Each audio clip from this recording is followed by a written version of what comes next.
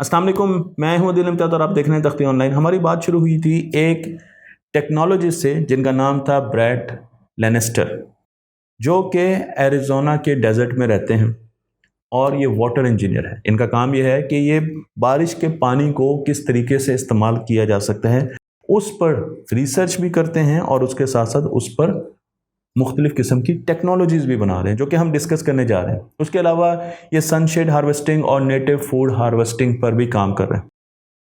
इनके उस्ताद अफ्रीका में थे, उनका नाम था फेरी। ये फेरी के पास गए और जाकर इन्होंने देखा कि फेरी किस तरीके से बारिश के पानी से उस इलाके में, जो कि अफ्रीका में कहत ज़्यादा इलाका है, उसमें बहुत से जंगलात उगा रहे हैं। अफ्रीका में एक आम किसान, आप देख लें, आम किसान जिनका नाम है ज़फ़ीने फेरी मासिको, उन्होंने इनका इस्तेमाल किया। फेरी ने इनको बताया कि उनके पास कुछ अरसे पहले तक नौकरी नहीं थी। वो जहाँ पर भी नौकरी की तलाश में जाते थे, लोग उन्हें नौकरी पर नहीं रखते थे। उन्होंने सोचा कि अब वो किस तरीके से अपनी इस किस्म पुरसी की हालत से बाहर निकले।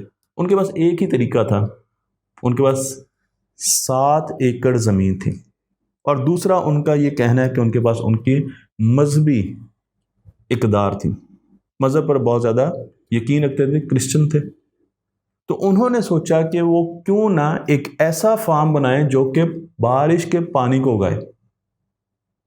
प्लांट द रेन, कितना ज़बरदस्त नाम है, मुझे ये नाम बहुत पसंद है।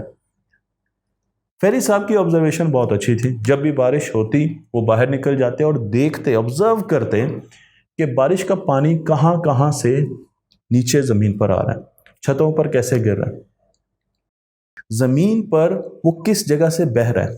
कई ऐसी जगह उनको नज़र आती जहाँ पर पानी बहता नहीं था, तो वो समझ जाते थे कि ये वो इलाके हैं जहाँ पर ज़मीन पानी को एब्जॉर्ब कर लेती है, यानी ज़मीन पानी को अपने अंदर महफूज कर लेती है। और कई इलाके ऐसे थे जहाँ पर बड़ी तेज़ी से पानी बह जाता था, और जब पानी बहता था तो वो ज़मीन में कटाव भी पैदा करता था, ज़मीन में इरोजन होती थी। आपको यहाँ पर तस्वीर में भी दिखाई जा रही। उन्होंने सबसे पहले तो अपने 7 एकड़ को इस नज़र से देखा कि पानी बारिशों में, बारिशें कम ही होती थी वहाँ पर, बारिशों में कहाँ कहाँ जाता है और किस तरीके से जाता है, और उसका एक उन्होंने मैप बनाया। उस मैप के बाद उन्होंने अपनी ज़मीन को एक शक्ल दी, और वो शक्ल ये थी कि वो वेजिटेशन करना चाहते थे, वो सब्जियां लगाना चाहते थे। तो सब्जियों को बारिश के पानी से परपेंडिकुलर लगाया गया। इसका क्या मतलब है? उन्होंने एक ढलवान बनाई, अपनी ज़मीन को इस तरीके से बनाया, पानी ऊपर गिरता था और अगर बीच में भी गिरता था वो नीचे की तरफ जाने की कोशिश करता था। अब पानी को ट्रैप करने के लिए उस ढलवान पर मुख्तलिफ किस्म की रॉक्स, चट्टानें लगाई। अब चट्टान जहाँ से उभरी होती थी वहाँ पर पानी रुकना शुरू हो जाता था, और वहाँ पर उन्होंने वेजिटेशन यानी मुख्तलिफ किस्म की सब्जियां लगाना शुरू कर दी। तो उन्होंने पानी को एक तो बहाव दिया कि वो नीचे की तरफ जाए, और दूसरा उस पानी को ट्रैप किया, छोटे छोटे पॉन्ड्स में ट्रैप किया, और वहाँ पर उन्होंने लगाए सीड्स, बीज। वहाँ से आहिस्ता आहिस्ता वेजिटेशन होना शुरू हो गई। उन्होंने बीच में छोटे छोटे तालाब बनाना शुरू कर दिए, स्पंज टाइप के तालाब बनाना शुरू कर दिए, तो वो पानी बीच में वहाँ पर भी रुकता रहा। तो अब पानी सीधा ज़मीन की तरफ, नीचे की तरफ नहीं जाता था। पानी का जो फ्लो है वो भी उन्होंने कंट्रोल किया, बीच में मुख्तलिफ किस्म की हर्डल्स लगा के। मैं आपको यहाँ पर कुछ तस्वीर भी दिखा रहा हूँ, इन तस्वीर को भी देखिए, ये उन्हीं की बनाई हुई कुछ ड्राइंग्स हैं। तो पानी जब छत पे गिरता है, शेड से नीचे आता है, वो आके नीचे दरख्तों की तरफ जाता है। तो उन्होंने ये पूरा का पूरा सिस्टम डिज़ाइन किया, लेकिन ग्रेविटी के साथ, कोई पंप इस्तेमाल नहीं किया गया। इसीलिए उनको स्लोप बनानी पड़ी, ताकि उनका घर सबसे ऊपर था, वहाँ पर पानी जब गिरता था तो वो नीचे की तरफ जाए, और बाकी जगहों पर भी अगर बारिश होती थी तो पानी नीचे की तरफ जाए ग्रेविटी की वजह से। तो आपको किसी भी किस्म के पंप की ज़रूरत नहीं है कि आप इस किस्म का सेटअप बनाना अगर चाहते हैं। मैं आपको यहाँ पर उनके सेटअप का रिजल्ट दिखा रहा हूँ। तो आप 2 तस्वीर देख लें। एक तस्वीर जहाँ पर आपको नज़र आ रहा है कि ये पहले की तस्वीर है और बहुत कम आपको दरख्त नज़र आ रहे हैं, लेकिन जब उन्होंने पानी का इस्तेमाल प्रॉपर तरीके से करना शुरू कर दिया तो उन्होंने यहाँ पर एक जंगल का समा बना दिया। आप देख सकते हैं कि किस तरीके से पहले और बाद में फ़र्क नज़र आ रहा है। यही फ़र्क आप अपने देहात में, अपने शहर में, अपने इलाकों में, अपनी ज़मीन पर भी डाल सकते हैं। जो तरीक़ाकार उन्होंने इस्तेमाल किया वो कुछ यूँ था कि उन्होंने सोचा कि जो ऐसे इलाके हैं जहाँ पर पानी रुकता नहीं है, पानी नीचे बहेगा, वहाँ पर मैं ऐसे पौधे लगाऊंगा जिनको पानी की ज़रूरत बहुत कम होती है। मसलन अगर आपने कैक्टस लगाना है तो आप ऊंचाई पर लगाएंगे, लेकिन अगर आपने एक ऐसा दरख्त लगाना है या पौधा लगाना है जिसको पानी बहुत चाहिए, तो उसको या तो आप नीचे लगाएंगे या फिर उन हिस्सों में लगाएंगे जहाँ पर पानी ट्रैप हुआ हुआ। तो उन्होंने इस तरीके से पूरा एक सिस्टम बनाया और उन जगहों पर जहाँ पे पानी के ट्रैप्स थे उनमें ऐसे पौधे लगाए गए जिनको ज़्यादा पानी चाहिए, और हाई एल्टीट्यूड में उन पौधों को लगाया गया जहाँ पर कम पानी की ज़रूरत है। अब पौधे जैसे जैसे लगना शुरू हुए तो पौधे क्या करते हैं, बारिश का पानी ज़मीन के अंदर सेव करते हैं, एवेपोरेशन को आहिस्ता आहिस्ता कम करना शुरू कर देते हैं। अब पानी ज़मीन के अंदर जाना शुरू हो गया, सब्जियां उगना शुरू हो गई, लाइव स्टॉक उन्होंने फीड करना शुरू कर दिया, और उसके साथ साथ उनके पास फ्रूट्स आना शुरू हो गए।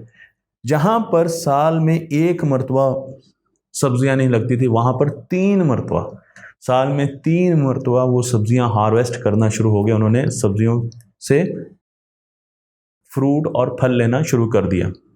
मैं आपको ये भी बता दूं कि उनकी इस काविश की वजह से, बारिशों का पानी इस्तेमाल होने की वजह से, ज़मीन के नीचे पानी का जो वाटर टेबल है वो आहिस्ता आहिस्ता ऊपर आना शुरू हो गया। ज़मीन का पानी आहिस्ता आहिस्ता ऊपर आना शुरू हो गया। फिर इस साहब ने इस चीज़ को महसूस कर लिया। उन्होंने ज़ेरे ज़मीन कुएं खोदे, टैंक बनाए। मैं आपको यहाँ पर एक तस्वीर भी दिखा रहा हूँ, तो आप देख सकते हैं कि यहाँ पर आपको एक टैंक नज़र आ रहा है जो कि उन्होंने बनाया है, कुएं नज़र आ रहे हैं। अब उन कुओं में बारिशों के दिनों में तो पानी आता ही आता था, लेकिन बारिश के अलावा जब खुश्क साली भी होती थी तो वो पानी से भर जाते थे। उसकी वजह यह कि ज़मीन का वाटर कॉलम आहिस्ता आहिस्ता ऊपर आ रहा था, और फिर उस पानी का इस्तेमाल करते थे वो अपनी सब्जियों के लिए और अपने फ्रूट के लिए। तो एक इस किस्म का साइकिल भी उन्होंने चला लिया। बाकी किसान भी उनको देख रहे थे, और वो देख रहे थे कि फेरी साहब के 7 एकड़ तो बड़े सरसब्ज हो गए हैं, शादाब हो गए हैं, और उनको तो बहुत अनवा किस्म की सब्जियां नज़र आ रही हैं, फ्रूट नज़र आ रहे हैं। उन्होंने भी ये काम करना शुरू कर दिया। फिर इस साहब की एक ख़ास बात यह है कि वो अपने इल्म को छुपाते नहीं हैं। उन्होंने लोगों को बताना शुरू कर दिया, और देखते ही देखते उनके इलाके में, उन पर अब डॉक्यूमेंट्री भी बनाई है BBC ने, उनके इलाके में आहिस्ता आहिस्ता हर जगह पर पौधों की और फ्रूट्स की जलथल होगी। फिर उन्होंने एक किताब लिखी, किताब का नाम है अ बुक ऑफ लाइफ। मेरी बड़ी शदीद ख्वाहिश है कि इस किताब को कोई उर्दू में ट्रांसलेट करे। ये एक अवार्ड विनिंग किताब है। फरीद साहब एक अवार्ड विनिंग बंदे हैं, इन पर दुनिया में बहुत ज़्यादा रिसर्च भी हो रही है और इनके काम को आगे भी लेकर जाया जा रहा है।